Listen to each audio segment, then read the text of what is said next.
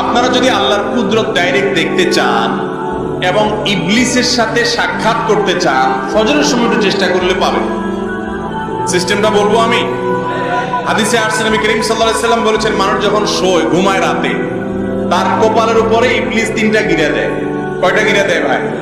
3টা গিরা দেয়। এই গিরা দেওয়ার মানে হলো তাকে অলস করে রাখা।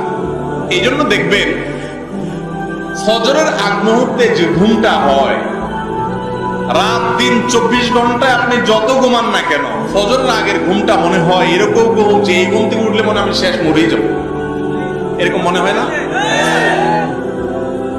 রাত্রে শুইছেন, 12টায় ঘুম আসে না, 1টায় ঘুম আসে না, 2টায় ঘুম আসে না, ওই যে মোবাইলের মোনাজাত দেখে শুইছেন, এখন শুধু ওইসব মনে ঘুরপাক খাইতেছে, ঘুম আসে না, বহুত কষ্ট মষ্টে ঘুমাইছেন, কিন্তু ফজরের সময় আজান হয়ে গেছে, এই টাইমে এমন শরীর ভাঙা ঘুম আসে, কারণ ইবলিস তার সকল বাহিনী টাহিনী সহকারে আপনার ঠ্যাং ঠ্যাং টিপে দেওয়া লেগে গেছে, ওই যে গিরা দিয়ে ফেলছে, অলস লাগে, অলস।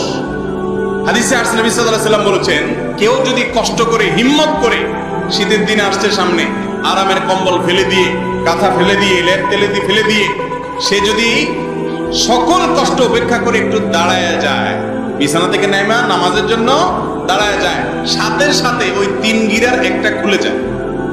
আচ্ছা, গিরা খুলে যে এটা আপনি ফিল করবেন, কিভাবে ফিল করবেন? দেখবেন একটু আগে মনে হচ্ছিল যে এই ঘুম থেকে, এই কম্বল থেকে যদি আমি বাইর হই তো আমি শেষ, আমি নদীতে গেলাম পড়ে, এরকম মনে হবে, তাই না? কিন্তু হিম্মত করে বিসমিল্লাহ বলে যদি ফেলে দিয়ে, কম্বল ফেলে দিয়ে একটু দাঁড়ায় যেতে পারেন, সাথে সাথে দেখবেন যে শরীরটা হালকা হয়ে গেছে, ওই যে গিরা একটা খুলে গেছে।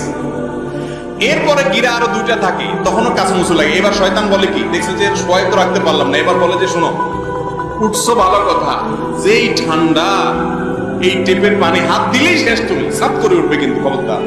এবার আপনি জড়সড় হয়ে ভয় ভয় আগাচ্ছেন, কিন্তু আপনি হিম্মত করে বাপের বেটার মতো, আরে কি হবে, হাতের ইয়ে করে হাতা বসায়া টেপ খুলে বিসমিল্লাহ বলে হাত দিয়ে দেন, উযু করে ফেলেন, সাথে সাথে দেখবেন শরীর আরো হালকা হয়ে গেছে, ওই গিরা আরেকটা খুলে গেছে।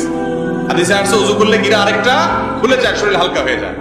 এরপরে শয়তান দেখছে যে এটাতেও কুলানো গেল না, উযু করে ফেলছে বেটা, তখন বলে যে উযু করে ফেলছো ভালো কথা, নামাজটা ঘরেই পড়ে ফেলো, যে ঠান্ডা বাইরে, বাতাস প্রচুর, ঠান্ডা লেগে যাবে, তোমার পরে সমস্যা হবে।